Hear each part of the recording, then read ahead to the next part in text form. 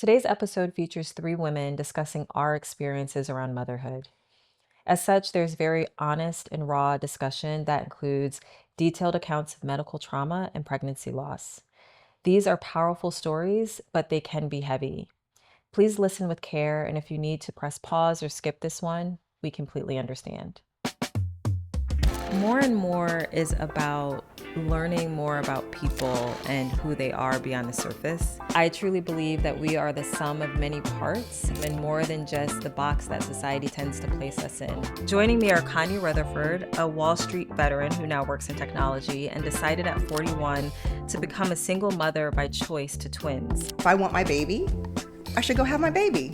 And Chantel George, the powerhouse founder of Sistas in Sales, who is navigating the tender early stages of marriage and has been open about her experience with pregnancy loss. Miscarriages are actually not treated as emergencies.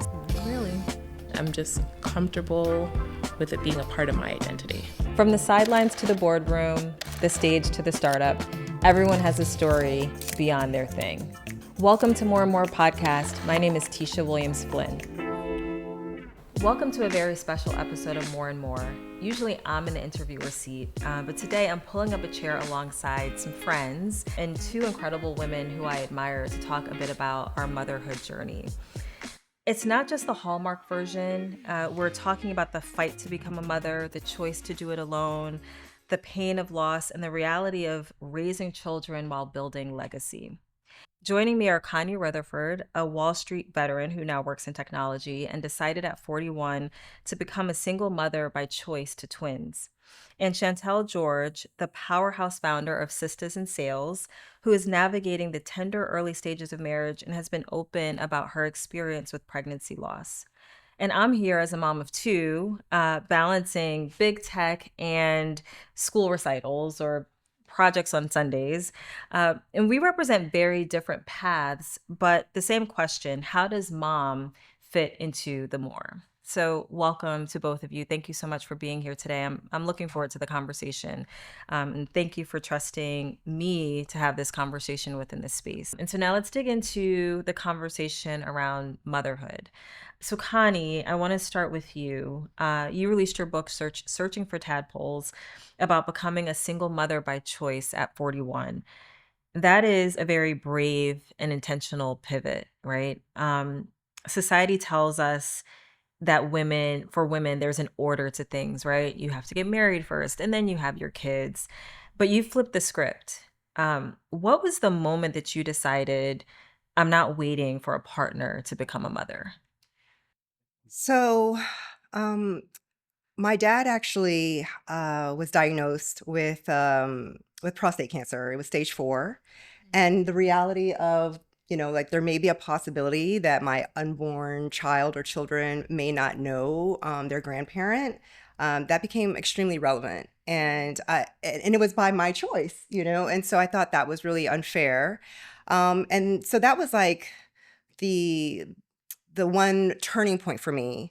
But then what sealed the deal was after like the 150th failed relationship, Not 150. I mean, so, like I was on that 150th, and then I went on a trip with my best friend, and we went to the Caribbean, to Grenada. Beautiful country. Beautiful. Yes. And you have to love your close friends, right? Because they are very honest with you, and you know that what they say, it comes from love, right? And so she has been there when, like, after a failed date or relationship, I'm calling her bawling, or I'm drunk and I'm like, the reality is I'm single, so she's heard it all.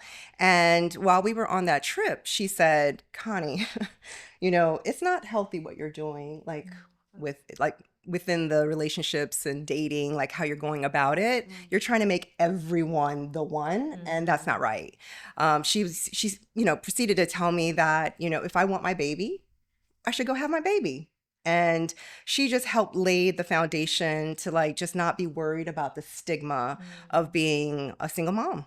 Yeah. So that was pretty much like the final straw of like, okay, you know what? I'm going to just do this. Yeah, that was the kickstart Yes. for you. Mm-hmm. And like you said, there's nothing like your close friends to kind of, they see you and they Yes. know you and they can be honest with you. Mhm. So we're thankful for friends like that. Yes. It hurt, but the truth But it does. worked, right? Right, it did. It did. Chantel, you are on the other side of the spectrum, Mhm. newlywed in 2024, building a massive global organization.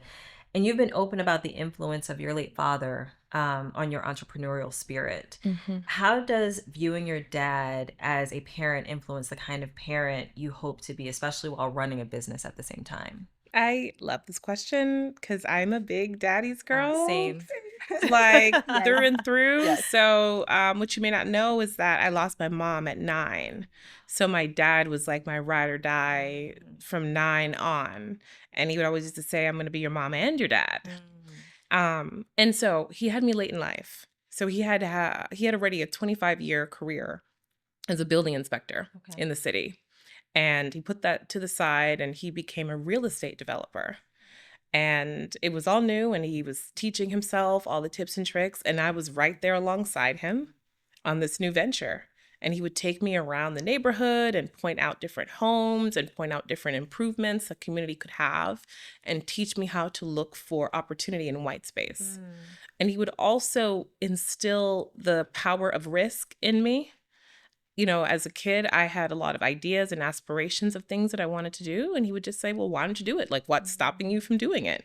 And it sounds small, but someone who gives you the openness to think of yourself in an evolved state other than just being, you know, the identity that you are today is empowering. And you need permission for that often. And then I would say the last thing is he had me late in life. So he had me in his 50s. And he was going through, just like all of us, this huge technology change.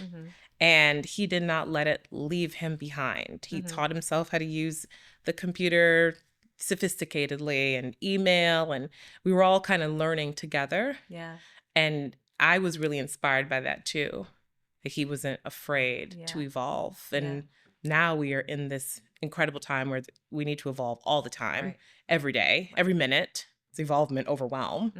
And I think about him and what that must like being for him. He was born in 1936 to now having to evolve to where we are now. And so I lost him a few years ago at 83. He was 83 when he passed. But I take all those lessons with me and I think about them even outside of the motherhood journey, just life. Absolutely. Thank you for sharing that. And your father sounds like he was a wonderful man. And I always say, well, first of all, I love that all three of us are daddy's girls. Yes. Huge daddy's girls. But I always say that the impact of our parents or guardians, whoever raised us, it can't be understated because to what you said, like all of those lessons live through us with us for the rest of our lives. So whether that's like good, like these are good examples, or like unfortunately we know so many people that didn't have that, and you know how that ultimately impacts them into their adulthood. So again, you can't understate the impact of like the positive influences in your life. Yeah. Totally. And I love that he encouraged you to take risks. Yes, and I did. Yeah, I mean, you're still living that. Right, like For better or for worse. no, but that's amazing. Right. That's amazing. Well, I want to just say one thing off that, you know, and I do, considering being a daddy's little girl, you know, I do worry and think about like my girls, you know, like I made that decision to just move forward without a partner. And so, you know, my bond with my dad is so special. And so I do think about like, oh, you know, what did I do for my girls? Like, you know, now they don't have the opportunity to have that relationship with a man. But you know, I really pray and hope that the male influences in their lives will step up and kind of be there. My dad is definitely their papa. And so, you know, he's risen up to the responsibility, but, you know, and hopefully, you know, I'm still dating. So hopefully one day I will get married and the man will obviously, you know, embrace my family. But it is like, I think being a daddy's girl is very, very special. It is Very special. Mm-hmm. But to what you said, like it's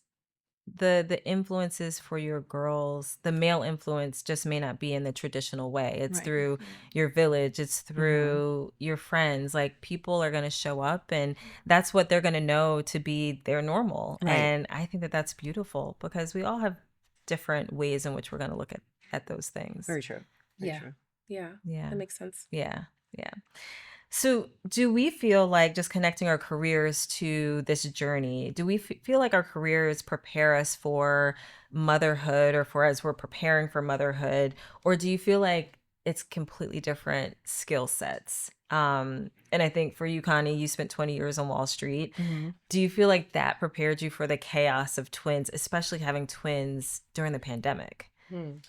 So I do think that, being on Wall Street, being a woman and a woman of color, I always had to, work harder than the average person. And so maybe in that sense, where it's like I just have to push through, I just got to do what I got to do. But I don't think there's anything in my past that would ever, prepare me for twins by myself. Yeah.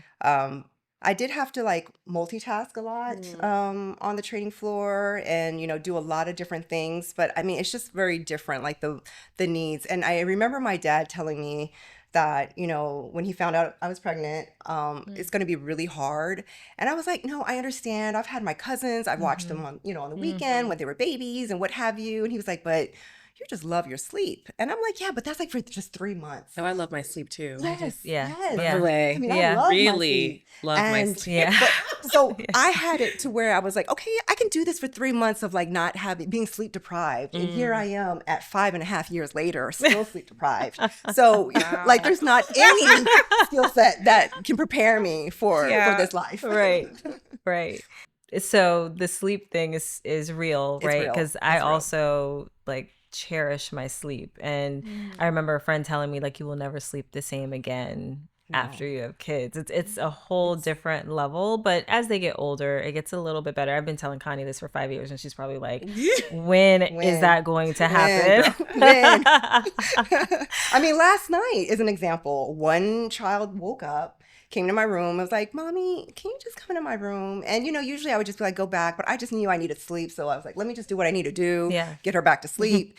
Then I went back and I was like, oh, I'm in my, like first REM. And then here comes the other daughter, like, my leg hurts. And I'm like, oh, I got to get her Motrin. And I'm like, so yeah. Yeah. I'm Yeah. still working And those are on it. things you can't control, right? I can't control it. Yeah. Yeah. So Chantel, do you Yeah. think about how the work that you're doing now with, leading an organization, how some of those skills might transfer, for you when you do become a mother? I can't think of one skill that could transfer. Mobilizing people, Yes. mobilizing community. Yeah. So that's probably the one that comes to mind. Yeah.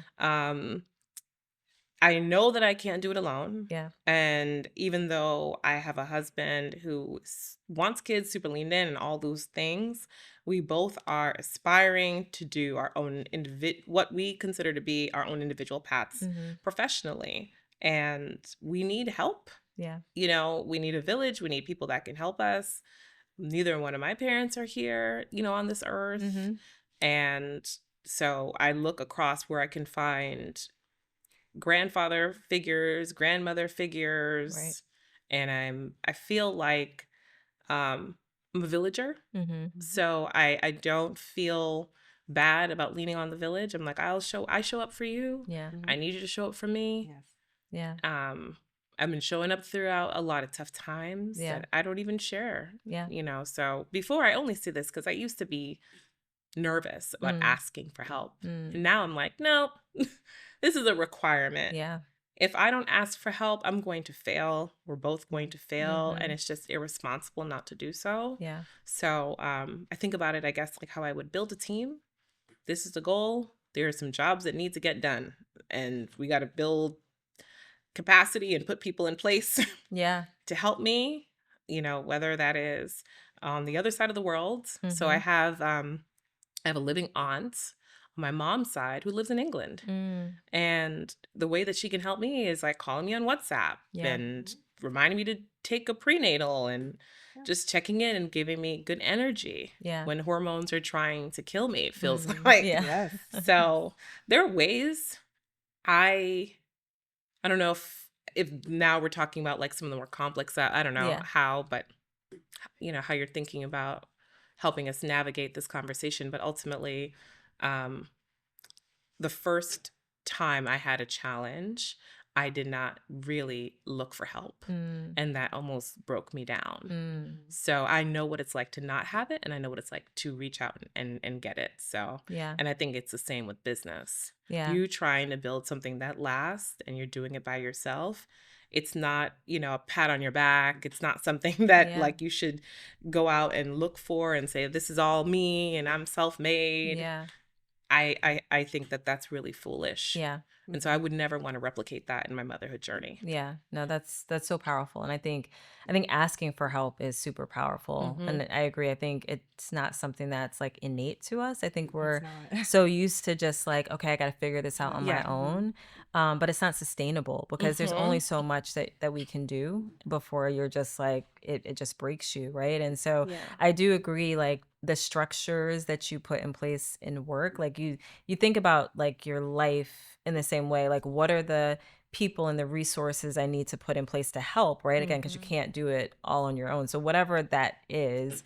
And I would agree with both of you. I don't know. There aren't like a ton of parallels to me. Like I mean the one thing that comes to mind is like patience, right? Like work and definitely like working with people requires a lot of patience.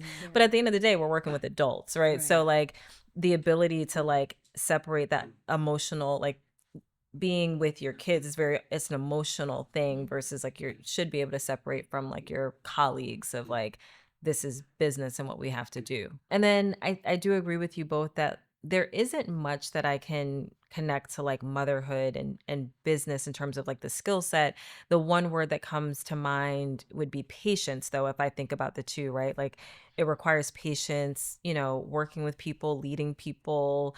And then obviously with children at home, that does require a lot of patience. But at the end of the day, when you're talking about patience with your children, there's an emotional connection there versus patience with, your colleagues, they're adults, right? And so, there's a different connection, right? You're able to like the emotional connection is different depending on what space that you're talking about. So Very true. Yeah, that makes sense. yeah. Yeah. But I will say though, I feel like you're kind of short selling yourself. I think that when you have your kids, Yeah. like because of what your dad instilled in you Yeah. about, motivating you and telling you to take risks, well, that's what you did. So Yeah. I feel like that's what you're going to be. That's what you know. You'll That's pass what you're that going to teach. You're on. going to pass it Yeah. on. Yeah. So I think what you're Yeah. doing right now, that's what you're going to pass on. Yeah. No, I appreciate I that. love that. Yeah, And that's I part of your think dad's so, legacy, too. right? It like it will Yeah. continue Yep. to pay forward. Yeah. Yeah, Yeah. definitely. I feel confident that I'll pass those things through. It's more so what you were saying about calling for help and not waiting until the last minute Yeah. when everything feels like it's about to fall apart. Yeah. Yeah. It's hard for us though. It's So, hard so for us. hard. Yeah. So I want to just pivot to kind of your birth story, which is harrowing. You had a C-section, hemorrhage, transfusions, and as we spoke about, you were dealing with the isolation of the pandemic. So it's a lot. Yes. One on its own is a lot. And all of those together is tremendous. And it sounds like survival mode. Yes. And I'm sure that's what I know that's what it felt like for you. Yes. And we often praise Black women for being resilient, but that sounds exhausting. And again, Connie and I are friends in real life, so I know it was exhausting for her. So how do you process that trauma now, looking back, 5, almost 6 years from when kind of the journey started when the girls came?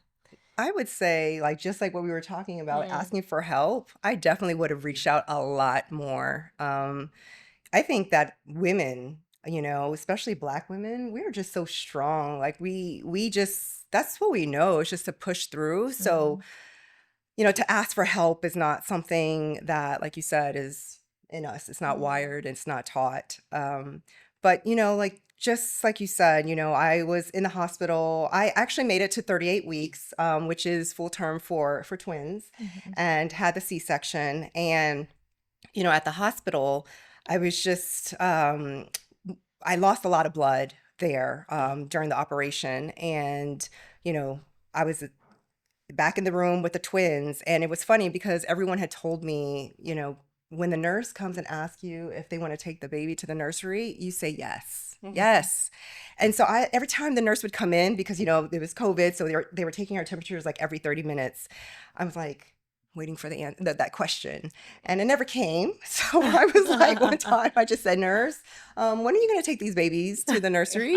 And she was like, oh, yeah, the nursery is closed due to COVID. Oh, wow. And I was like, oh my gosh, like, I really have to take care of these infants right now. Like, I just no buffer right now. Like, yeah. I mean, I just had surgery. Like, I can't even pick up a baby. Like, I don't know what to do, and it was like, there are angels out there. And I remember this one nurse, and she offered to take the babies. She was like, I'm not supposed to, but I can take them to the nursing station, and just to give you a little bit of time. And I was just like, thank you so much. But why didn't I ask? Well, how am I supposed to do this on my own? Why don't I ask? And I just didn't, but she recognized and offered. And while there, my baby, twin baby A, she was choking a lot, and I didn't know why. And then my stay was really good. All the nurses were great. But on the fourth day, one particular nurse, she was a new one for me.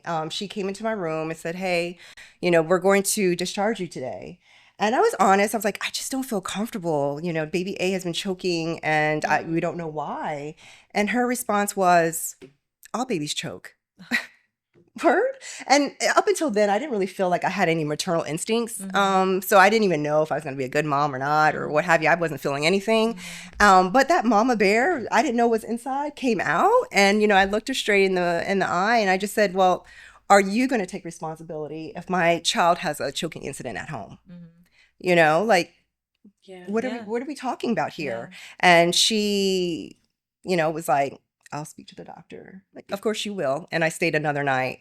And then lo and behold, in the morning, baby A, the doctor noticed that she was yellow. She was jaundiced. What? And so she needed like 7 hours of phototherapy. So had we gone home, I wouldn't have even known that. Well, that was your instinct. That was your mother's instinct. Like, it's not time for us to go, right? But you have to advocate for yourself. So if you feel like something is off, say something, right? And then, getting home was very difficult because I had to figure out the routine. My mom was there for 3 months, so she was able to assist me, but I was breastfeeding. So, my nights would be, okay, I would wake up baby B because she was a little bit easier with food. And I would wake her up, feed her, burp her, change her diaper, put her to sleep, praying that baby A wouldn't wake up. And then I would do it all over again with baby A. And then once I got baby A to sleep, then I would pump each breast, because I didn't have 2 pumps. So I would do each one, and then I would finally go to sleep for like about 30 minutes, because then I would have to start all over again. And it was very, very difficult. And during that time, I was passing blood clots. Now, I didn't really know or understand because no one really talks about it. And it was one morning, it was like 1 a.m. I went to the bathroom, and I passed such a big blood clot that I thought it was a baby. It was really bad. And I had to wake up my mom because it actually left a really big mess in my bathroom. So I was like, Mom, take care of the kids. I got to just like clean up the bathroom. And it was like 7 o'clock in the morning. I called the nurse like, hey, this happened. What should I come in? And she's like, well, it's natural. If it happens one time, it's fine. But if it happens again, go to the ER. And, I'm type A. I think I know everything. So like ER, like it's not that serious. Like I feel fine. Right? But I had friends that were saying, Connie, I think you really should go to the ER. And it's COVID. Nobody wants to go to the ER. But I decided on a Sunday morning that I would go, and they did an ultrasound. They did confirm I had blood clots, but everything was fine. And I was in the ER bed, and, waiting for my discharge papers. And sometimes you can kind of feel like a sensation. So I was like, oh, let me go change my pad before I drive home. And that is when I looked down and the floodgates opened and I was just like bleeding. It was like a horror story. I was like, oh my gosh. And so I called for the nurse, and the nurse came in, and the look in her face, like I could see the fear. And she was like, get the ER doctor right now, And so the ER doctor comes in and she just peeks her head in because, like she's not really sure if this really is truly an emergency. And she looked at me and she was like, call the OB doctor. We need him right now, like right now. And so during this time, while I'm bleeding, I call my mom and she's trying to have this long conversation with me. And I'm like, Mom, like I'm like bleeding right now. I can't, when are you coming home? I don't know. Like I'm bleeding. And then at the same time, I actually called Tesha and I asked her because I knew that she had been isolating herself, her and her family, and, with COVID. So I asked her if she could go over and help my mom for a few hours. And she said yes. So I actually did ask for help. So I'm proud of myself. I'm so happy. But the rest was really difficult because I was bleeding. The OB doctor came in and he was like, I'm going to give you a pelvic exam. And while I'm doing that, I'm going to pull out the clots. And that hurt. I have a pretty high pain threshold, but that was pushing me to the limit. And the nurse, it was another angel nurse. She said, "Here's my hand. Squeeze it as hard as you need to." And during that time, like afterwards, she told me that, they were taking my blood pressure all throughout, and like the last reading they got was 50 over, they couldn't even get the last number. And, I thought I was going to faint. And I told the doctor that, and he was like, no, Connie, let me start asking you some questions. What's your baby's names? Who, all these different questions to try to keep me awake.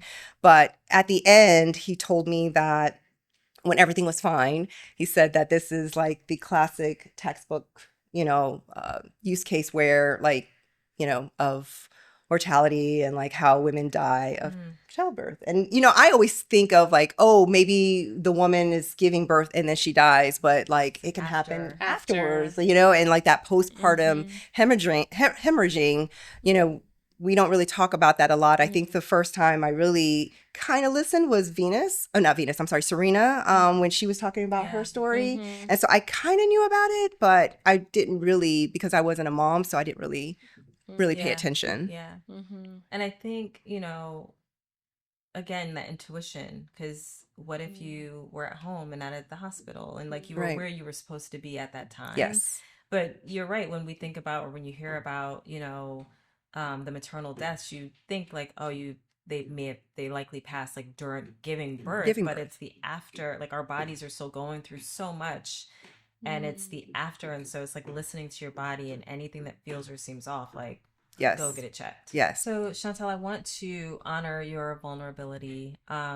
You shared recently publicly about your miscarriage. And that is a different kind of physical and emotional toll. The grief of what could have been and what you're working towards. Why was it important for you as a public figure who is leading this huge organization, who has so many people following you, listening to you, to not suffer in silence? And how has that experience shaped your view of your own body and timelines that you may have placed on yourself? Well, it all looked like it was going in the right direction. So we got married in October. We became pregnant in January, or we found out we were pregnant in January. And everything seemed like it was going the way it should be going. I had like, typical first trimester symptoms, and all my doctor's appointments were fine. And I told my family.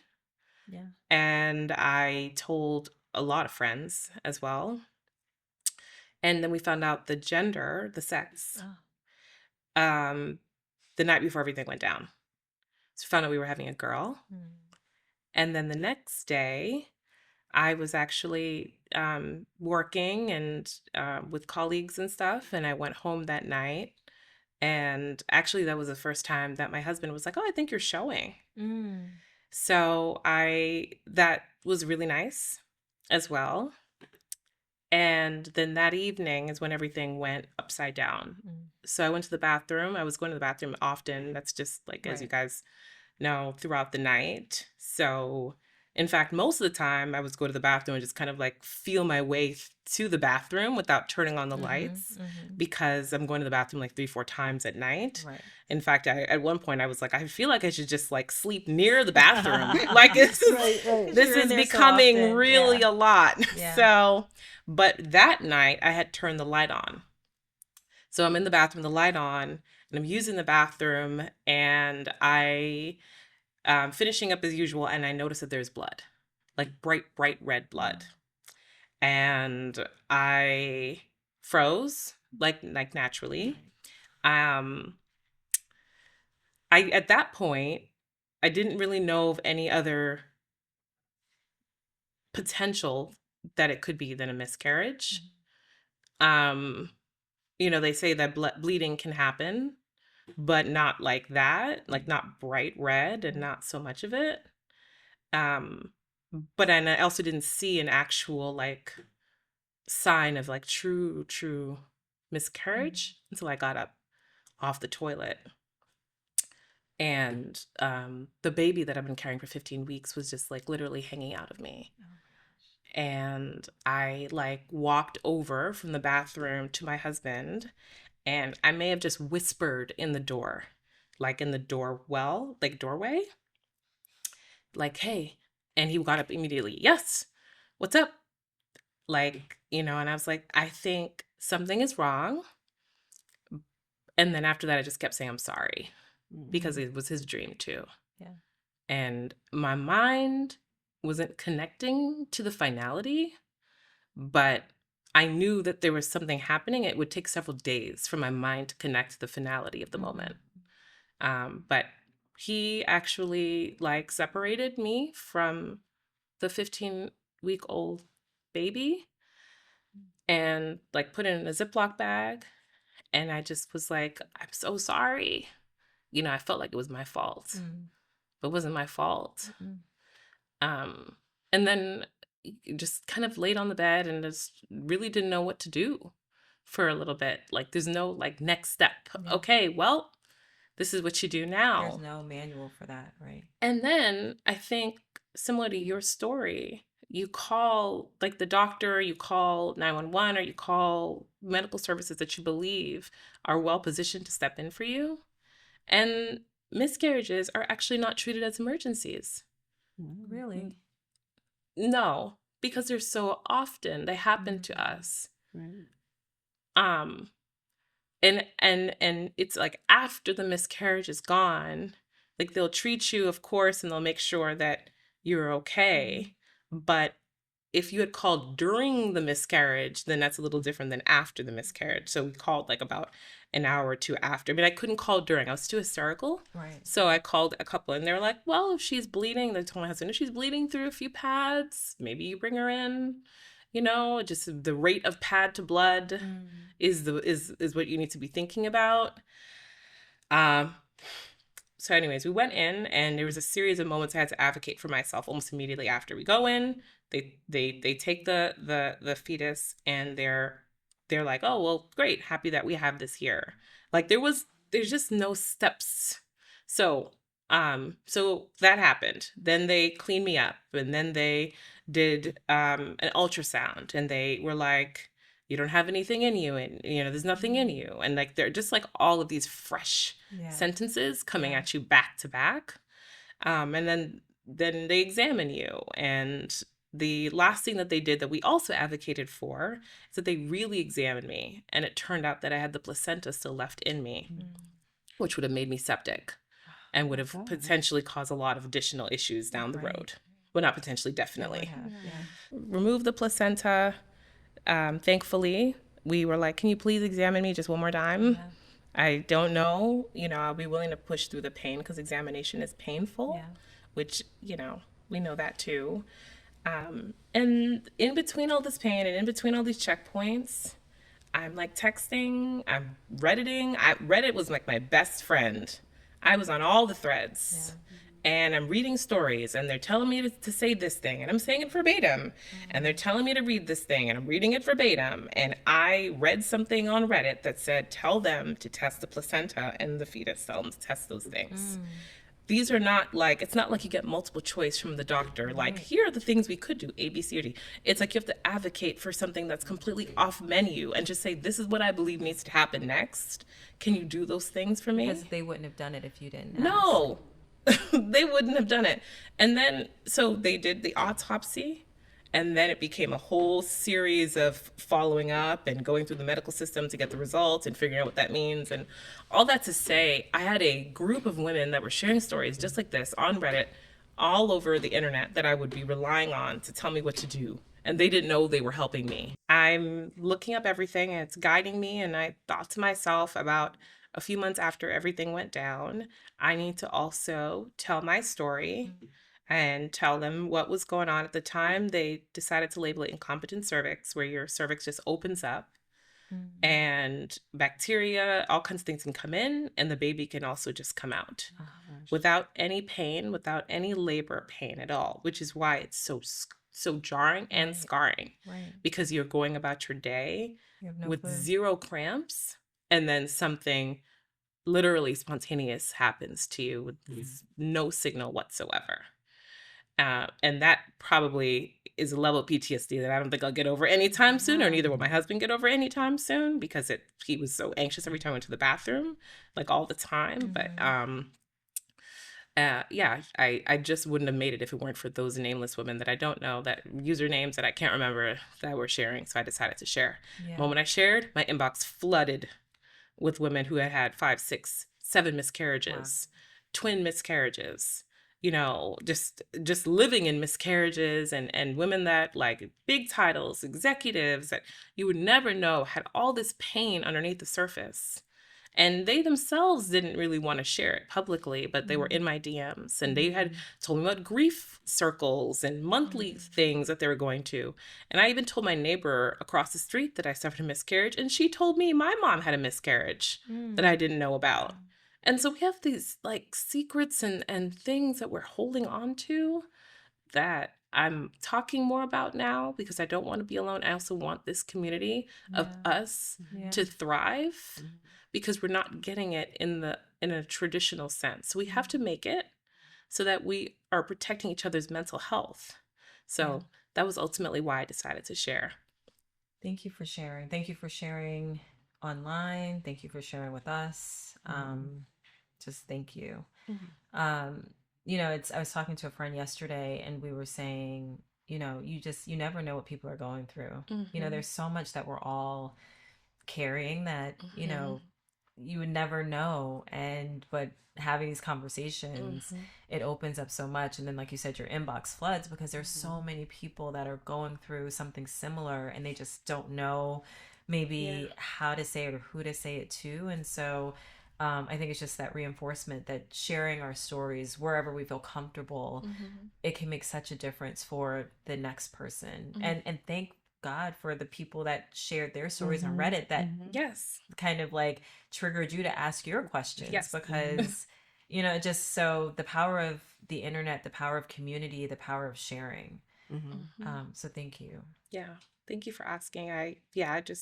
I'm still figuring out how to share, but I know at least I can start here. Thanks for creating the space. No, thank you for trusting the space. I know when I saw you posted that and I reached out, I knew you had said, like, you feel like you want to share and you should share. You're trying to figure out the best way. And so I definitely am sensitive to that and want to respect that, because this is not an easy topic and journey. And so I thank you. Thank you. I just want to also piggyback on the mental health, and thank you so much for sharing your story, because I think, like you said, it's so important, because we don't know what we don't know, right? And we don't know how to advocate for ourselves. So it's great that women are feeling more comfortable in sharing their stories. But just going back to mental health, like I said earlier, like, that is what we do. We just power through. And we think that we can handle everything ourselves. And, I just want to share that, for 5.5 years, I thought that, I could just handle everything myself. And like Tesha said earlier, it comes to a point where you cannot. And I think, like, I didn't know that I was experiencing like panic attacks and anxiety, because on TV, what I see is when you have a panic attack, you need to blow in the paper bag, and that's how that comes out. And it wasn't until last year, probably like like maybe June, July, when I started to have like different symptoms of um, being nauseous and being dizzy and feeling like I want to vomit. I remember being at a client meeting where I wasn't even presenting. I was just there. I coordinated everything, but I didn't even have a speaking role. So there was nothing to be, Yeah. really anxious about. And I was just in the room, and all of a sudden I started to get cold sweats, and I was just like, gosh, and then I started to feel dizzy, and I thought I was going to vomit. I was like, okay, let me hurry up and go to the bathroom. And then it kind of passed. But the symptoms kept coming up. In fact, I was trying to, if I may share, I was trying to thank Tesha and her family for helping me through tough times. And I invited them over for dinner. And, I was thinking this is going to be a great way to show my appreciation. But then I started feeling sick. And I was like, oh my gosh, I don't know what's going on. And I actually, when they were about to leave, I had to ask them, can you guys actually take the kids with you? Because I don't know what's going on with me. I don't feel well. And I'm afraid it might get worse through the night. And it was actually her husband that was like, Connie, you need to, really take care of yourself. And, like if it's medication, you need to start taking medication. And I think in our community, we are so against that. We are anti-medication. In fact, it's more about just pray about it. And yes, definitely pray about it. But there's nothing wrong with asking for help. Yeah. There's nothing wrong with taking medication. And, moral of the story is I am now on medication, and that anxiety is definitely lessened. Obviously, it doesn't take it fully away, but like that mental health, I don't know where I would be right now if I hadn't started medication. So mental health is definitely something that we need to embrace and be open about and be willing to get help. Yeah.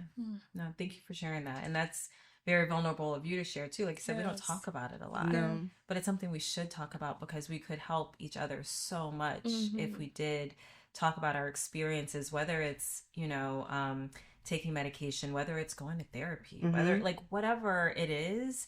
I don't think and I think it's generational, right? Like I think our parents, kind of powered through and did what they needed to do. But I think we have so much more like knowledge and information like at our disposal that but we have to help each other and just have the conversations. Right.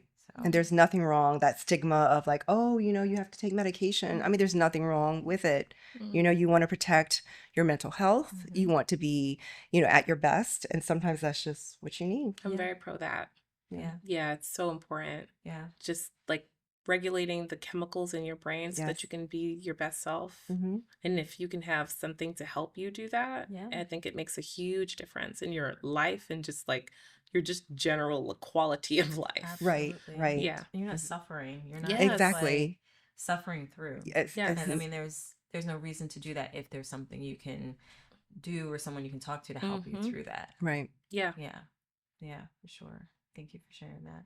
I do remember that night. Yes. You were like, what? We're coming for a meal now. 4 kids all of a sudden. That's funny. Full house. And they had a fun sleepover. They did. So they did. But thank you. Thank you for that, for saying yes. No, of course. Of course.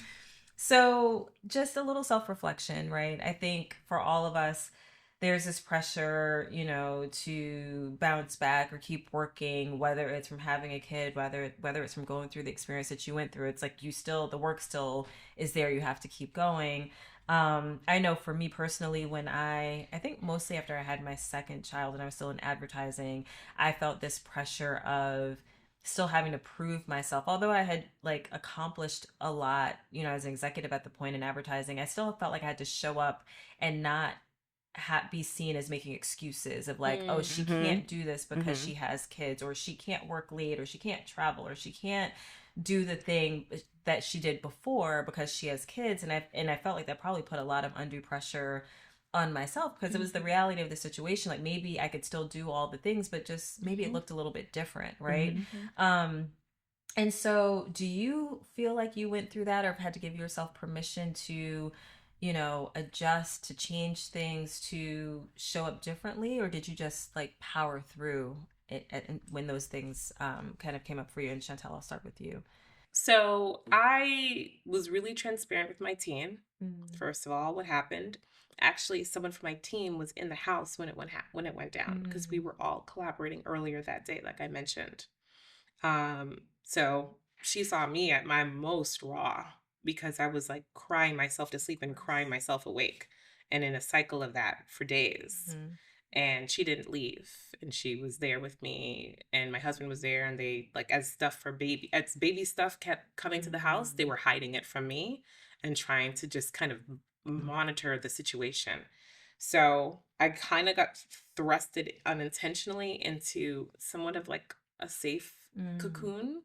And then after that, I didn't have the capacity to manage a facade. I had already been so off kilter. Yeah. Like I would have had to muster up more energy to try and put on a front, than to take that energy and then do more on top of that. Like I just didn't have that much energy left to give. Yeah. So it was just kind of what it is. I told everyone, unfortunately we had 2 more miscarriages last year, and now we have developed some more muscle around that, about what it means and when to emote and not to emote, how to deal. Like it's just become a point in my life that I won't say I've compartmentalized, but I'm wearing it the same way I'm showing up with it.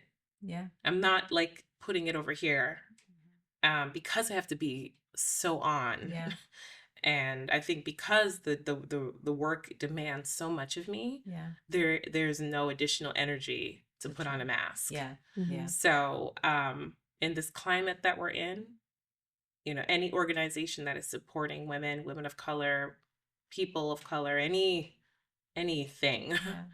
you have to be your head has to be on a swivel. And you have to be really aware of your surroundings, really aware of what's happening in the administration, really aware of what's going on with your partners, really aware of what's going on with your members. Yeah. And it is exhausting. It's rewarding, but it requires a level of alertness that I need to have. So, I mean, does that mean that I'm crying all the time during team meetings? No. But they are aware. And everyone around me that's in my close circle is aware. And I'm sharing more like I've shared with you. Yeah. Yeah. And this is just like a part of me. Yeah. So I'm managing it with me. I mean, I've gone through a lot of loss. Yeah. My cousin found out. She texted me, and that actually was my aha moment. She was like, "You've gone through a lot of loss."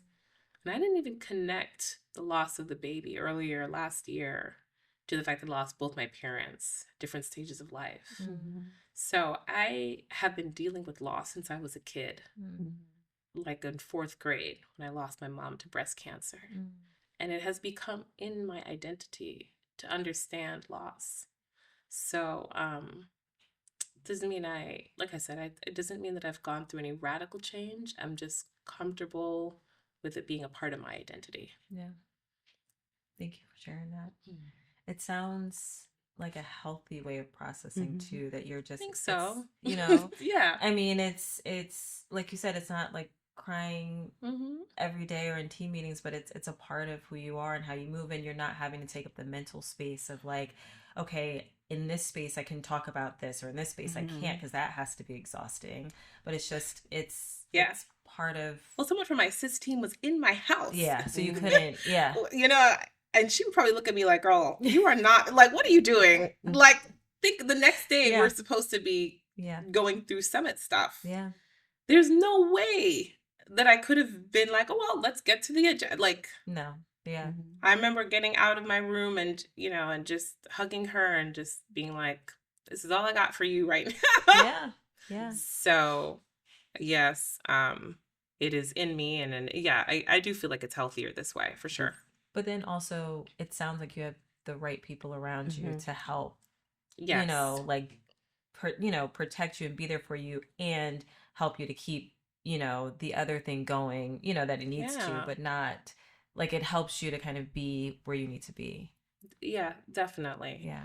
yeah, thank you for that. Yeah, no, thank you. Connie, I'll ask you the same question. Like, have you felt like you've had to like power through after? Because I think you were still on Wall Street after you had the girls, Yes, right? yes. I So, definitely had to just power through and just try to figure out because um, that was still kind of a little bit at the tail end of COVID, and it was very difficult finding like childcare.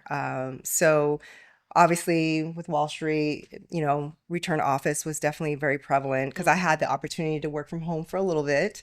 But they were wanting me to come back to the office. And at first I did try to advocate and was like, well, there's an office in Jersey. Let me try to go to that office. But after a while, they were, pushing me to come back to Manhattan. So yeah, it was a lot of powering through, I think from the career, but then luckily I was able to, pivot and be in the technology industry.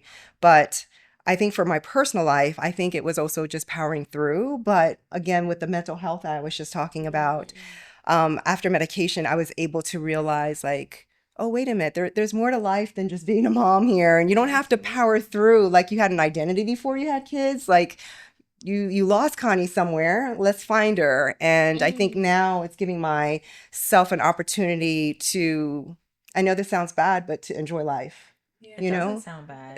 But I feel like I've said that to you too. Like I feel like I've been very intentional about that from when I first had kids. Yes. Because I saw other examples of that where I had some really strong examples of women who had children, but like their identity was still more than just a mom, right? Like they didn't become consumed. Right. Yes. So they found the way of like not losing themselves, right? So they were still able to travel with friends or go to dinner or whatever the thing was, work out, the thing that made them happy and full and whole, in addition to being a mom, versus like letting this new title of a mother kind of overtake everything else. And so I just think, again, going with this whole concept of more than, I think we all have an opportunity to define what that looks like for us and not lose ourselves Right. in that. And I think it's healthy for our kids to see it too. Yes. And I will say I am definitely learning from Tesha because I do remember, I cannot remember if it was after her first or second child, where it was a Saturday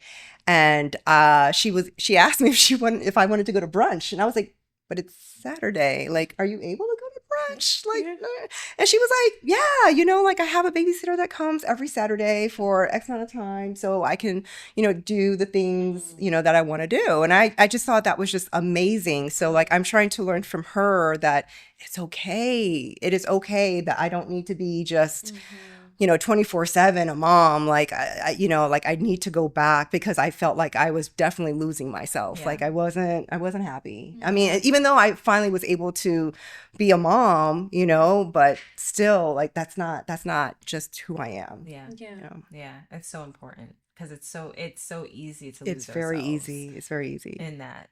All right. This podcast is called More and More. We are all high achievers in our own right. Connie, you're in technology and now an author. Chantel, you are running a global summit, a global organization. I'm in technology as well. When you become a mom or when you're in the process of trying to become one, it feels that identity is trying to swallow everything else, just like we were talking about. Chantel, how do you ground yourself in identity, your identity, amidst dealing with your grief that you're processing?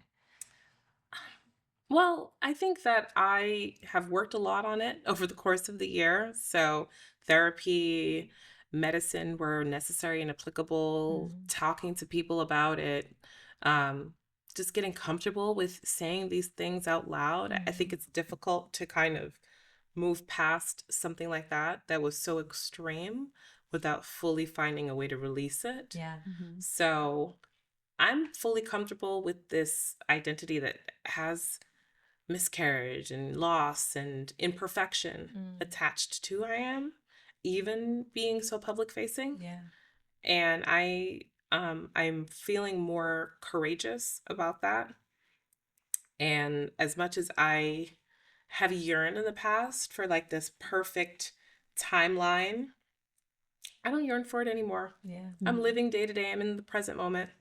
I'm exactly where I need to be right now, right Yeah. here. I'm not thinking about tomorrow or next week or next month. I'm thinking about right now. You know, I've spoken to my husband about trying again. I think we're both have been a little traumatized Sure. from Understandably so. last year. And the truth of it is, on the marriage tip, we were married so what you may not know is my birthday is October 11th Okay. and his birthday is October 9th. Okay. And we got married on October 10th. Mm. Between and October, so mid-October, November, December, pregnant in January.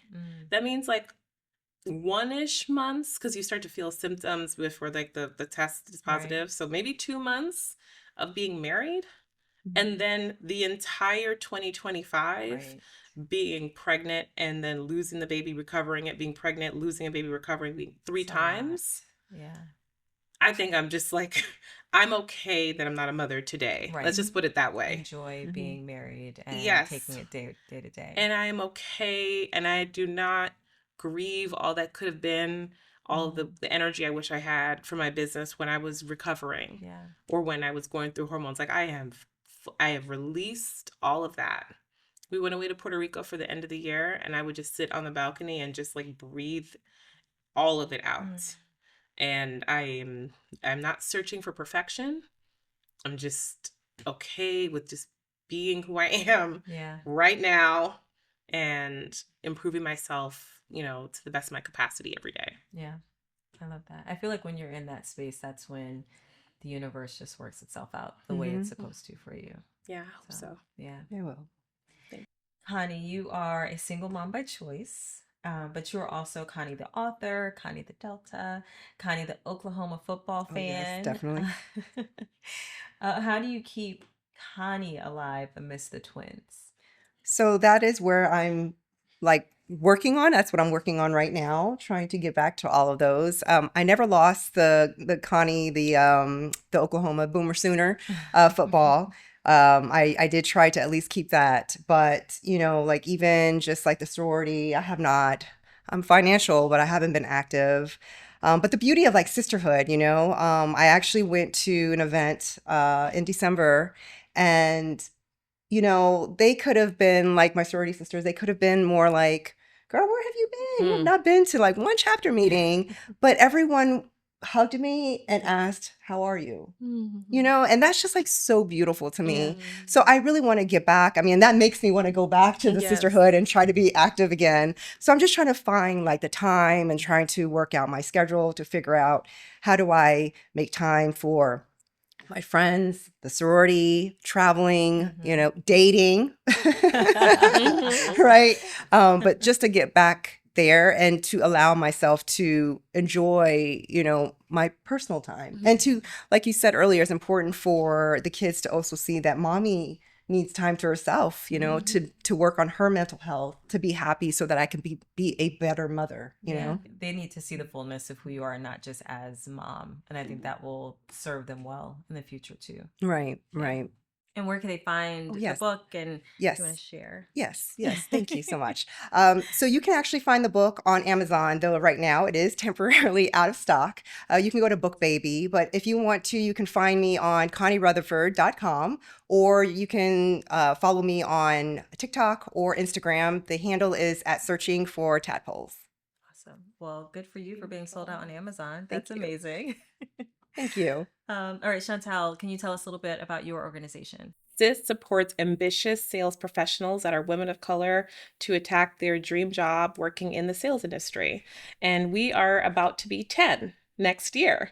And this has truly been a really important initiative for me. I've come up in the sales industry myself, and I've seen prejudice for women of color that look like me and many others. So being able to support the members in this vast community and connect them to amazing opportunities has been a lifelong dream, passion, and something I'm honored to do. So thank you for having us. And you could find me on LinkedIn. You can find me on Threads, Chantel Media, also sistasandsales.com to stay up to date with events, summits, and all that good stuff. Please make sure to check both of them out. And Chantel, I would say, well, congratulations on being almost 10. And I feel like I've followed your journey for many years. So I've seen from when you weren't doing this full time, right? You still had a full time corporate job, and then you made the pivot and just, decided to do this fully. So it's amazing to see how this has grown. Thank you. And I'm looking forward to seeing where the next 10 years go for you. Thank you. You're welcome. Thank you. All right, so we will be raising the next generation, not just in our families, but in the people we mentor and that we nurture. So with that in mind, fill in the blank for me. I want my journey to teach women that blank. And Chantel, I'll start with you. It is okay to be who you are right at this moment in time. We are in a time where we're constantly thinking about our future self, what we have to do, what we have to learn, where we have to be. All of that, they say, you plan, God laughs.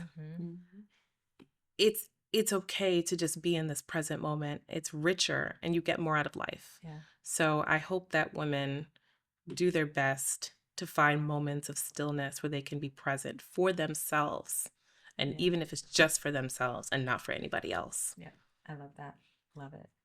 Connie, same question for you. I want my journey to teach women that it's never too late to pursue your deepest desires.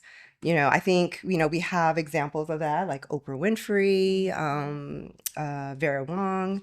And, I think life is just too short and too precious to live with regrets, and I think that, like, if you want to be a mother, don't let society tell you what your family should look like. That obviously, you should do it, but obviously, do your research, make sure, you have the support financially or physically, but there's also many different ways to motherhood. I used donor sperm, there's donor eggs, surrogacy, even fostering, foster care, and then also adoption. There's just so many different ways to motherhood. And I think that what's really important is that women know that it doesn't matter what your path is. Ultimately, you are the mother, you are mom, and that is the end result. So no, thank you for those reminders. Well, ladies, thank you so much for joining me today. Thank you for being so vulnerable in such an important conversation. I think just having the conversation amongst friends is really helpful. It was helpful for me today. I really appreciate you. You're both leaders in your own space, you're survivors, and you're so much more. So thank you for joining us today. Thank you for having me. Thank you. All right. We made it. Yay.